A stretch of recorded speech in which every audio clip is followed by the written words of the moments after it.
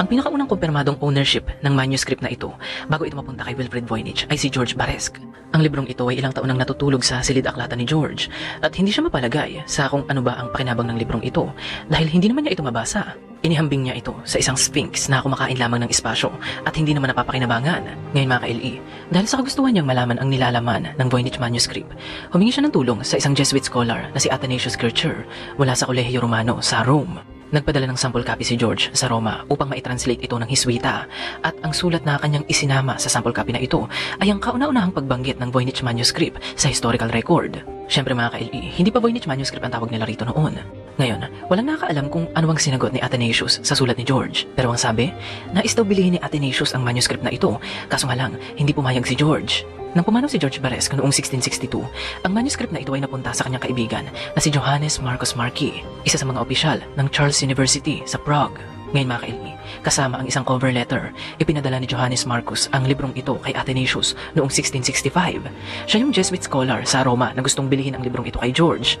Ito yung letter na sinulat ni Johannes Marcus noong ipadala niya sa Roma ang manuscript mga ka-LE.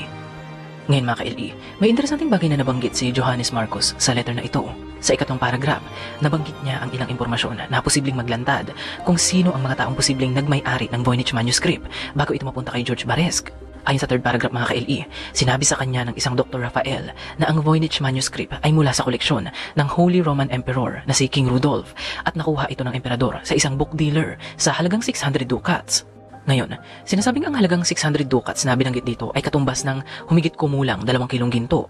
Ngayon mga ka-LE, mayroong isang transaction mula sa purchasing record ni King Rudolph ang nagmatch sa kwento na ito. At ito ay ang kanyang pagbili ng pambihirang libro mula sa book collector na si Carl Wideman noong 1599 na nagkakahalaga ng 600 florins.